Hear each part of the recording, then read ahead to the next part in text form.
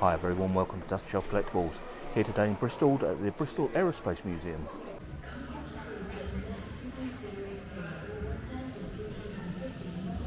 Right, there's a small exhibition here just next to the Concorde about the Bristol car division. So here we've got a Bristol 401 Buck, obviously fabrication of the panels.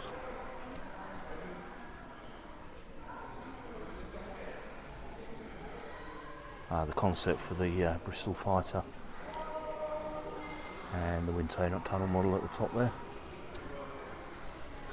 And then this is a Bristol 405 Le Mans Racing Coupe.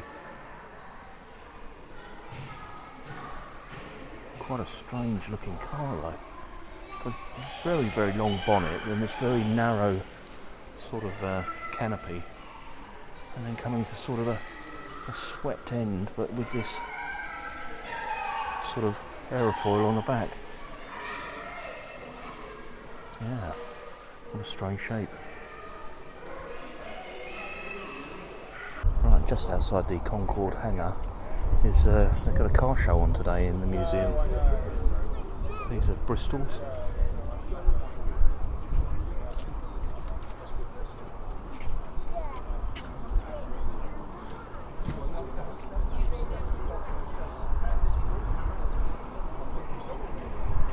Lines on this red one.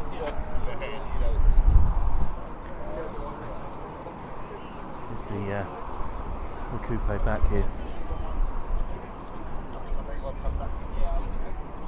Actually, there's three of them side by side.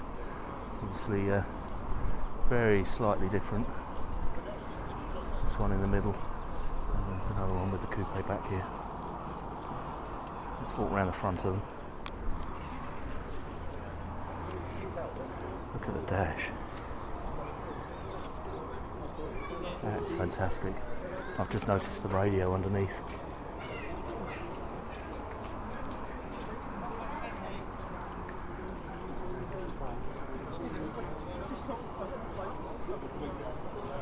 Dad, you're on top.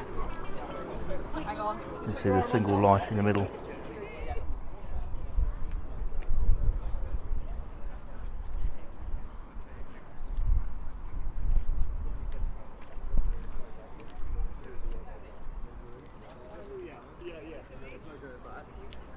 Engine bay open, polished to within an inch of its life.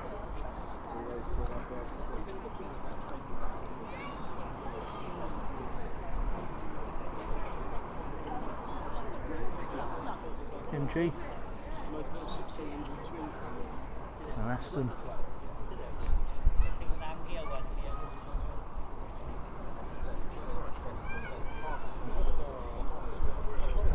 Stag.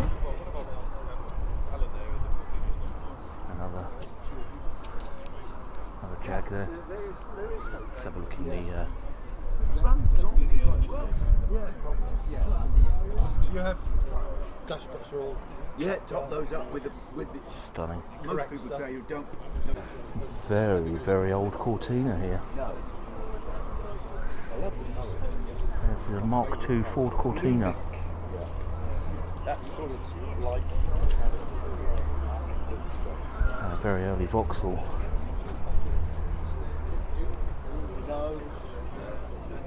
Let's look at the interior in this.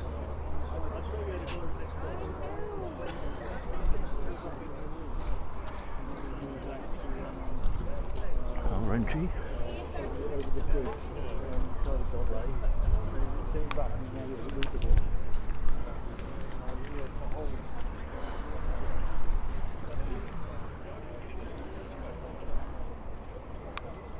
A very early Triumph here. I think that says Triumph. Yes, it is. It's Triumph. A Riley. The engine bay open. Another Riley. I think these are all Rileys.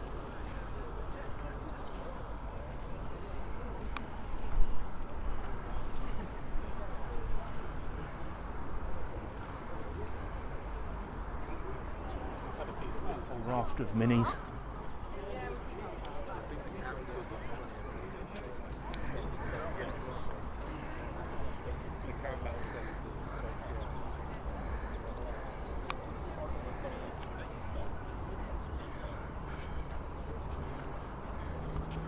when I've done the London to Brighton mini run, we used to refer to the modern Mini as the Maxi, because the sheer size of them, when they tried to get them into the car park in Brighton, whereas they used to have 30,000 classic Minis all fit on the seafront, and people started bringing Maxis and suddenly ran out of space.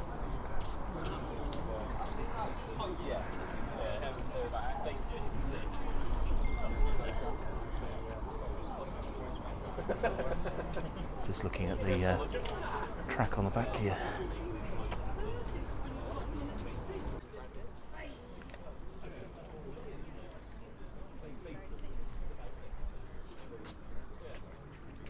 Wow, look at this Audi Quattro.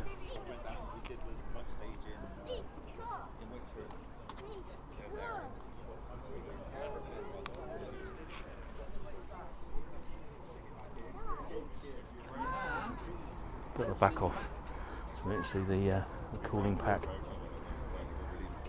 and obviously the oil and fuel. You can see the grill over there, just the light bulbs there. It's so brilliant. We used to have a, so that's what got us into it. Just a normal long wheelbase quattro. And the sound is unbelievable. When you hear these, A vintage Beetle. Rear open there. Let's have a look inside. It's got roll cage in this one. 550 grand out. Got a Lotus Elise and a Lotus Esprit. An iconic James Bond film. I've just noticed the Fiesta coming in there. It's showing my age now that I worked on that back in the day. Okay, this is the museum's conservation hangar, and in here they're currently working on a Bristol Bolingbroke, which is an aircraft I wasn't familiar with. Right, so having just read the sign, this is actually what we would know as a Blenheim. So the Bolingbroke was the name that the Canadian Air Force gave to the aircraft. So with this being a Canadian aircraft, that's why all the signs around it say Bristol Bolingbroke. So the little video, it's an amateur video here, I won't film too much of it, but just shows the aircraft coming out of the USA in 2006 and where they've got to now. A far cry from what it was back then. There's a picture here of some cars going into the car ferry, and yeah, just here in front of us is the actual item itself. So you can see the sort of shape of the aircraft. I'll try and get down the side of it in a minute, but the whole of this nose section has opened up. There's these two huge doors. We're going to have a look inside.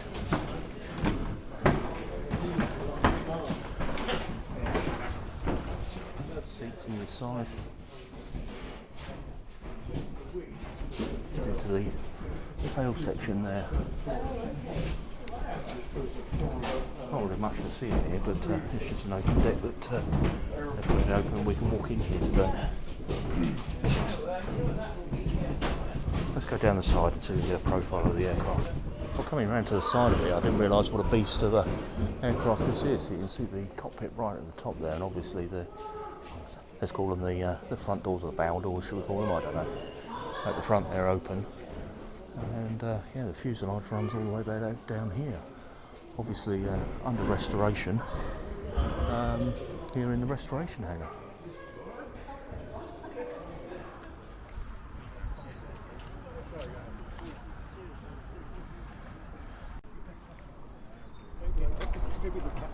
Beautiful Elvis. Look at the emblem on the bonnet there. MG, MGA no less, MGB, and Triumph. See the Esprit just started up.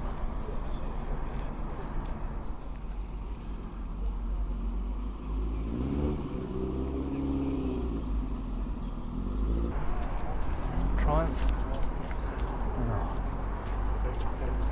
A whole load of Morris Minors here.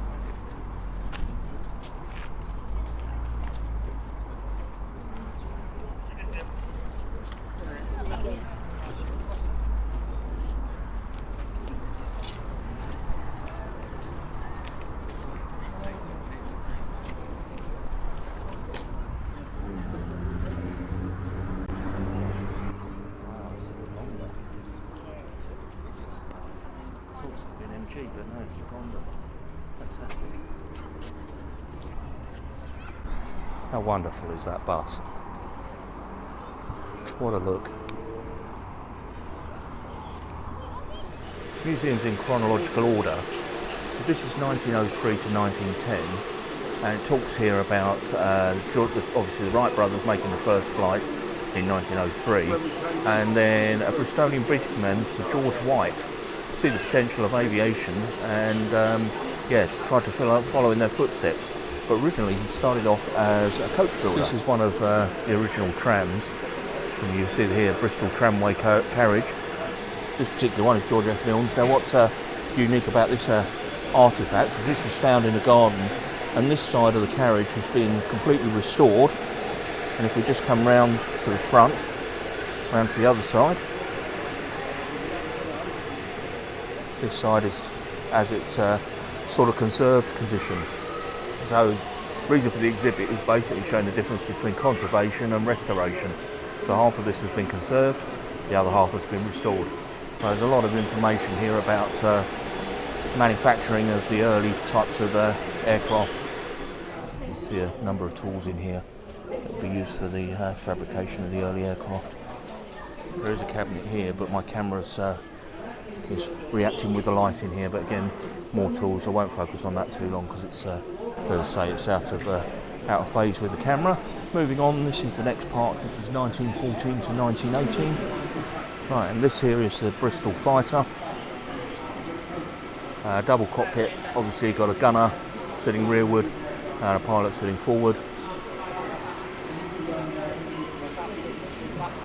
And then just down here, got a smaller aircraft, and this is the Bristol Scout. I should have said at the beginning, this museum is all about the Bristol aviation industry. So everything in here is connected to Bristol in some way.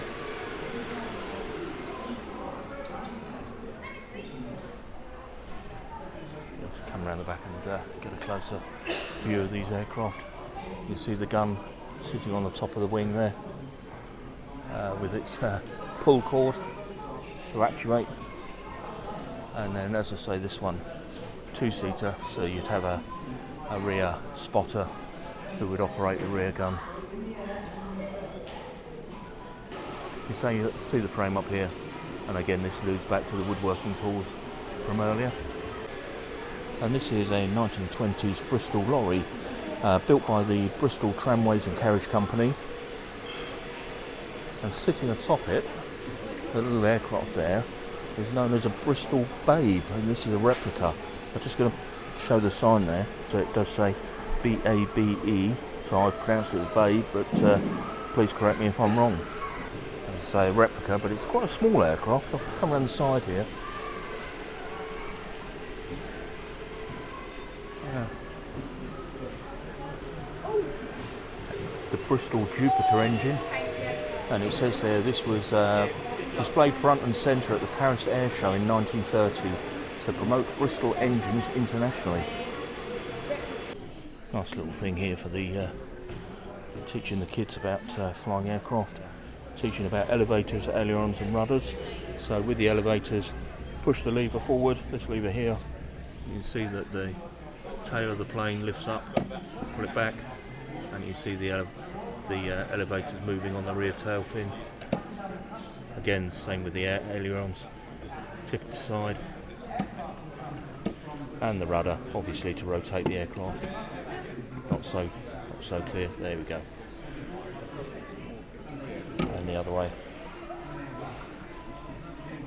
Yeah, great little gadget to teach the controls of aircraft.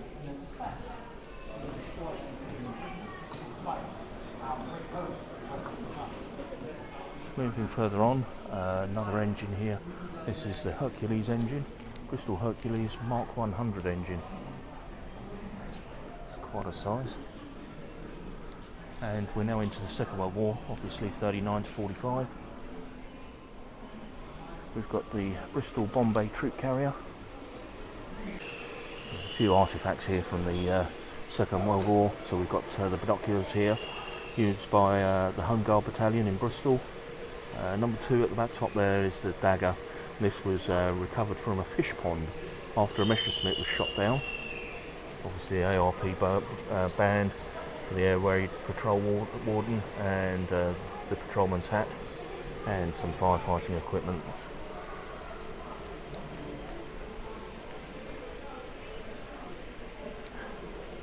Just over here is a siren. This is an air raid siren. I'm going to skip past this cabinet because the light again is going in phase with my camera. An unexploded bomb on the floor, and this is one of the beams from number 2 shop at the BAC aircraft engine factory, and you can see where the bomb has gone just askew through the beam. The bomb itself didn't explode, but you can see the amount of damage it's caused to this almighty piece of metal here. This is wreckage from the Blenheim Mark V, which crashed on the 5th of July 1942. Killed all 3 crewmen, but these parts recovered. They include the propeller, undercarriage and crankcase pistons.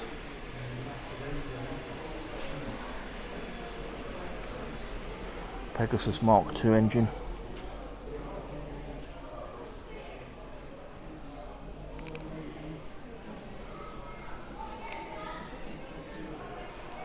We've got a nose cone here from a Bristol Beaufighter. Now, I believe it says here, so I can't see where I saw it earlier, but this is the only one part of this aircraft that's in existence. Right, so this one particular one here, sorry, I've just found it. This is the only known survivor of the example of a Beaufighter 2F. Unlike other Beaufighters, which had Bristol engines, had a Rolls-Royce Merlin in it. Some wheels here off the Bristol Brabazon, if I've pronounced that right. So there's a picture here. It says this is from the Brabazon publicity brochure. It's sold as the Queen Mary of the Skies. And the Brabazon featured alternate rotating propellers. We must have moved on from the Second World War. Over here we have the Proteus engine. So the Proteus engine was Bristol's first successful gas turbine design. So over here is the hovercraft. I won't dwell on it too long because again it's coming in and out of phase of my camera. But on the top of it, on the 4 pods, you can see the propellers there, and they were fitted with the Proteus engine. Find out which model this is. This is the Type 171, so it's a Bristol Sycamore helicopter. Now I've not seen one of these before, and there's good reason. This is the only one left in existence. So this is the first twin, or British twin rotor helicopter. You see all the way down there the other rotor. Obviously the rotor's been cut back for the museum to get it in here. This is a Bristol Type 173, mainly used by the military. But a very, very strange looking thing. It's extremely long, and looking at it, I mean, you wouldn't think it got the strength in the middle. Yeah, but yeah, with its twin rotors. But as I say, this is the only one left in existence. And from the car show outside, obviously there's some beautiful examples out there, but in the museum here, we've got a Bristol 403 car section, so that we can see the construction.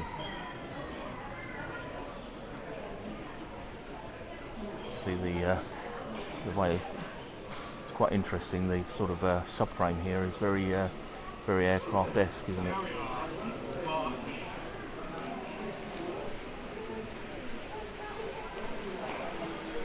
Number of dinky toys and other models here from items associated with Bristol. Again, unfortunately my camera's coming in and out of phase with the lights in this museum. And now we get into the more modern side of Bristol aviation, which is a lot more to do with missiles, and got here the Bloodhound Mark II guidance electronics, and this is the Bloodhound missile and missile launch system. And just while I'm spanning up at the ceiling, just want to point out the architecture of the building we're in. We're in quite an early hangar, and you can see the wooden trusses, that sort of lattice work that you see on, I've seen them in Duxford and also at Tendon, and these very intricate trusses. I find them fascinating. This one's particularly interesting because of the way it links into the building. It's got like a secondary support coming down to a pillar on the wall.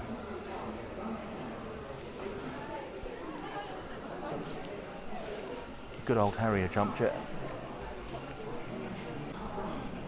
I'm sure I don't need to say that this is a vertical takeoff and landing aircraft. So this one's actually got the engine removed, which is quite fascinating to actually see inside the fuselage. Usually when you see these in a museum, when you look from this angle, all you see is the big fan.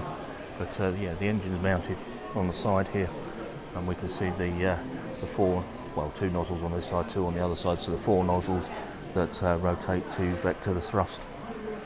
The section through here, which deals with secret filtering and various missile delivery systems and guidance systems. So this is the Rapier. And at the top there, the Seawolf missile. And then to this side is the ocean delivery system.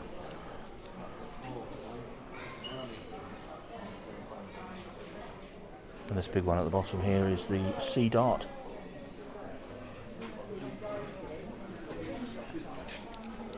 So this is a warhead this warhead is called Cheveling, and this would be fitted onto a Polaris missile, and basically a number of nuclear warheads inside. And just very quickly, I mean, my camera's going in phase here, but just look at these keys that look like anything that it says on here would be used to open a slot machine, but these were actually the keys that were used to set an atomic bomb.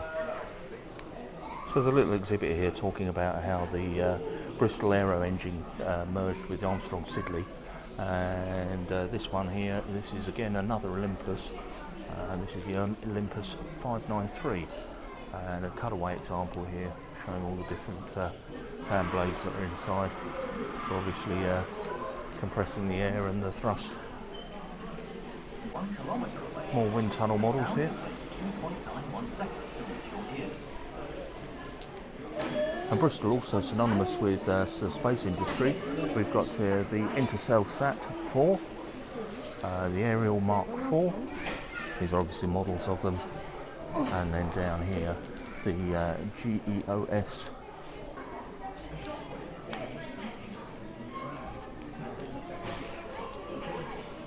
And this is a mock-up of Giotto, and a model here of the Hubble telescope.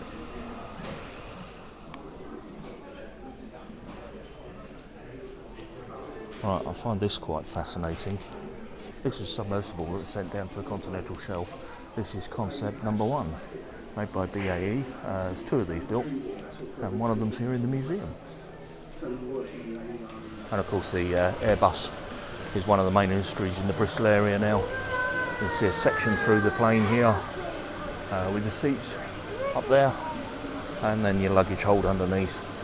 What is surprising is how thin the skin of a aircraft really is. Yeah. You see all the cabling running through the floor. Another section of the fuselage at this side.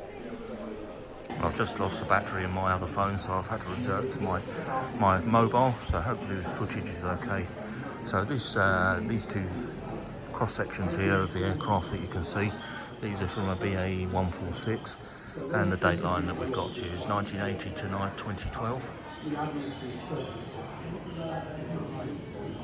Just walk through here.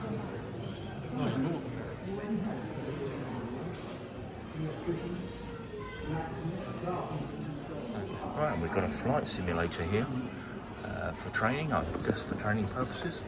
You see all the controls there and the screen in the background, and yeah, the 2 seats for the pilot and co-pilot. Now when I first saw this, I thought this was a 3D printer, but it's not. It's a measuring device. It's a Renshaw Equator, and you can see just on the tiny little tips on there, they would use these as precise measurement of aircraft parts to make sure they're within specification. You can see the part held in the clamp here, just in front of us, and they'd bring this device and just touch it on various points to get an accurate measurement.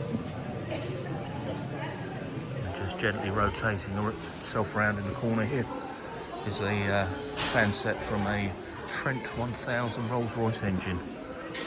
Absolutely huge. Struggling to get it all in frame.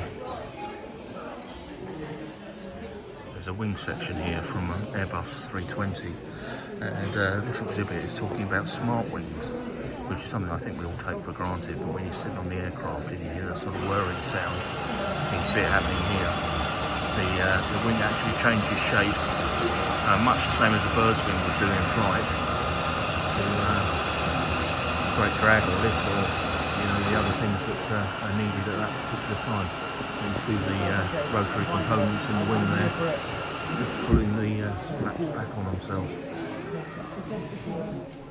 Right, so a quick wander around the obligatory shop on the way out. Oh, I do like those mugs, look at those. They do look very good. Yeah, very futuristic. And they carry the theme on through some of these other bits and pieces here. A fridge magnet and a little poster.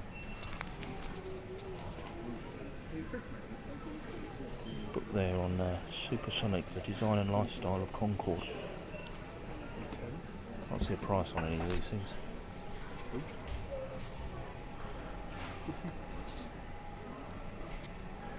The Concorde apron. And more drinkware. There's the picture there on the mug of the transport aircraft with the cars just coming out, and again coaster. Right, some model kits. Let's have a look what we've got here. Lego kits and some models of various Concorde items. And just around this side, the Airfix. You've got the Vulcan at the bottom there. All kinds of Airfix kits, every single one except for Concorde, which is quite surprising. Got a mug there for the Bristol Airplane Company. And a Oxford Bristol bus down there. Your Concorde biscuits, Concorde jelly beans, it's all here. Pocket kites, lots of toys, more artwork. Concorde t-shirts, Concorde scarves, collection of birthday cards and postcards, and just a few more bits here just to finish off. So we've got a map of the Filton airfield on a tray there, another Concorde poster, and this one is Alpha Foxtrot, which is the plane that's in here, signed by the captain there. And again, more artwork that's signed. That's nice. And a few more fridge magnets there. And then Concorde crossing over the Clifton Suspension Bridge in Bristol. Well, not a bad museum. We were in the area anyway. If you see my video, I was driving a train yesterday, and yeah, we stayed overnight in Bristol, so I thought we might as well come in and see Concorde. Must say I felt it's a little bit expensive to get in, but a great museum nevertheless. There's a lot in here to see. There's a nice exhibition, as you saw, around all the artefacts from the Bristol Aviation and Bristol manufacturing, and obviously the Concorde hangar. And a bonus today, the car show, which is always good. So with that, I'm going to wrap this video up. So if you have enjoyed it, as always, please do give it a thumbs up, and please check out the channel. There's lots on there now, and if you can subscribe, you'd be doing me a really big favour. And with that, we'll leave this one there. Thank you ever so much for watching, and I'll catch you on the next one.